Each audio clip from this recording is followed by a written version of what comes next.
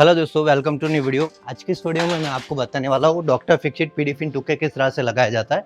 तो उसके लिए अभी मैं हमारी साइट पर आपको लाइव पूरा प्रोसेस दिखाने वाला हूँ। तो उसके लिए हमने ये सारा मटेरियल मंगवा के रखा है। व्हाइट बैग में वो सीमेंटिशियस मटेरियल है और बॉक्स में लिक्विड है। दोनों को अच्छे से मिक्स करना होता है और फिर ही अप्लाई किया जाता है।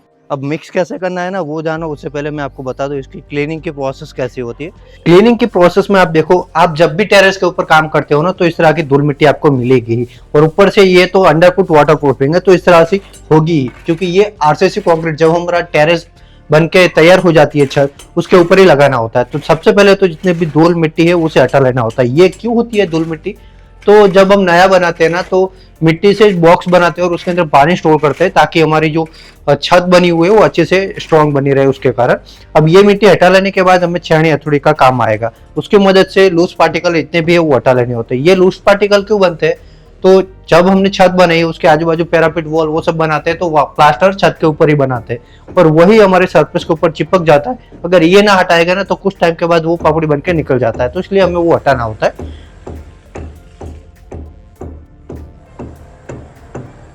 ये हटा लो, उसके बाद उसे हमें झाड़ू की मदद से जितना भी मोटा मोटा कचरा है ना, वो सब क्लीन कर लेना होता है।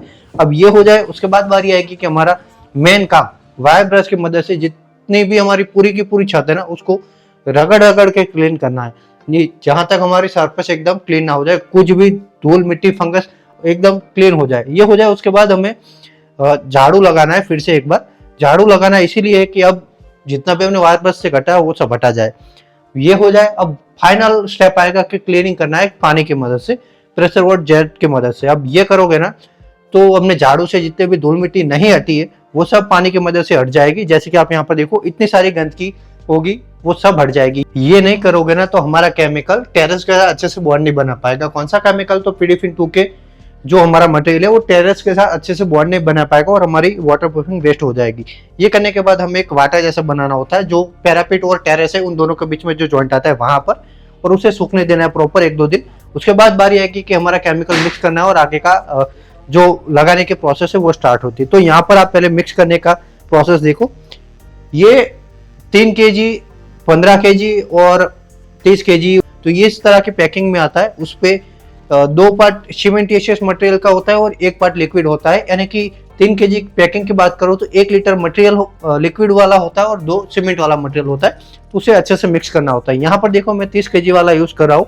तो मैंने 5 लीटर लिक्विड मटेरियल है वो पहले 20 लीटर के बकेट के अंदर डाल दिया है। अब इसे प्रॉपर अच्छे से डालना है और मशीन लेना है, जो पेंट मिक्सिंग मशीन लेता है वो घुमाना चालू करना होता है। और फिर उसके अंदर 10 किलो जो हमारा सीमेंटिशियस मटेरियल है वो डालते रहना है धीरे धीरे, और मशीन को घुमाता ही रहना है। ये नहीं करोगे तो क्या होगा कि जो हमारा मटेरियल बनता है ना, उसके अंदर गांठे गड्ढे पत्थर जैसे हो ना, वो पार्ट बन जाते हैं और फिर वो केमिकल हमारा जब लगाते हैं ना तो खींचता है, या फिर कई बार अच्छे से बैठ नहीं पाता है। तो ये बात आपको ध्यान में रखनी है कि मिक्स करते टाइम में हमें मशीन का यूज करना है, और पहले लिक्विड डालना होता है पूरा का पूरा, और उसके बाद धीरे धीरे मशीन चलाते हुए जो हमारा सीमेंटिशियस मटेरियल है वो डालना होता है, जैसे कि आप यहाँ पर देख ही सकते होगे। अब हमारा मटेरियल बनके रेडी है। अब लगाना स्टार्ट करना है। लगाना स्टार्ट करो ना, उससे पहले भी मैं आपको एक अच्छे से टिप देना चाहूंगा कि आप जो अपनी टेरेस है ना, उसको अच्छे से पहले थोड़ा इतना भिगा लो कि नॉर्मल सा पानी ना दिखे, 5-10 मिनट में पानी सूख जाए पर ठंडा हो जाए, क्योंकि केमिकल है उसके अंदर कोई पानी वगैरह ऐड नहीं होता है। तो इसके लिए आपको हल्का सा सरफेस के ऊपर छिड़कना होता है। ये नहीं करोगे ना, तो केमिकल के अंदर रहा पानी जैसे ही आप ब्रश की मदद से लगाना चालू करोगे ना, तो पूरा सोख लेगा। बराबर, ये आप समझ गए। अब बारी आएगी कि इसके हमें लगाना है।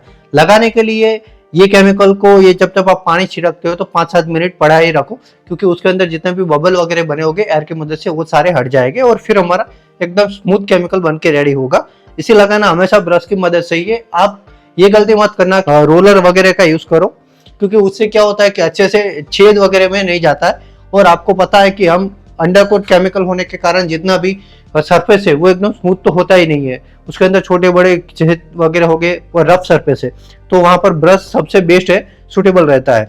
अब इसे लगाना इस तरह से देखो, ब्रश की मदद से आप लगाना चालू करो। और स्क्वायर फीट एरिया की बात करूं तो एक कोट के अंदर 14 से 15 स्क्वायर फीट ही मटेरियल कवर करता है। 2 कोट करोगे तो 7 से 8 स्क्वायर फीट कवर करके देगा, उससे ज्यादा नहीं करेगा। अगर आपकी ब्रिक वाली दीवार है तो वहां पर 6 स्क्वायर फीट भी हो सकता है 2 कोट के अंदर। तो वह बात ध्यान रखो कि जितनी रफ सरफेस होगी उतना मटेरियल ज्यादा यूज होगा और जितनी स्मूथ है उतना कम यूज होगा। हमारी टेरेस है तो यहाँ पर 7 से 8 स्क्वायर फीट का हमारा 2 कोट के अंदर कवरेज निकल के आता है। यहाँ पर लगाने का तरीका तो आप देख ही रहे होंगे, इस तरह से ब्रश से पूरी जो टेरेस है उसके ऊपर लगाना है। अब दोस्तों याद रखो, यहाँ पर एक और बात मैं आपको बताऊं, ये लगाओ तो ऐसा नहीं है कि एक कारीगर से आप लगाना चालू करो। जितने भी टेरेस है, समझो कि ये मेरी है 600 फुट टेरेस है, तो इस तरह से पूरा पट्टे में 2-3 कारीगर को बिठाओ। जैसे कि आप यहाँ पर देखो, मैं सिर्फ 5 फीट के पट्टे के अंदर 2 बिठाया है। अब आगे मैं आपको दिखा देता हूँ कि 3 कारीगर को मैंने बिठा के किस तरह से काम किया है। तो यहाँ पर देखो, देख रहे हैं आप, 3 कारीगर को मैंने 5-5 फीट का पट्टा दिया है और उनको बोला कि ये पूरा साथ में लेके चलो।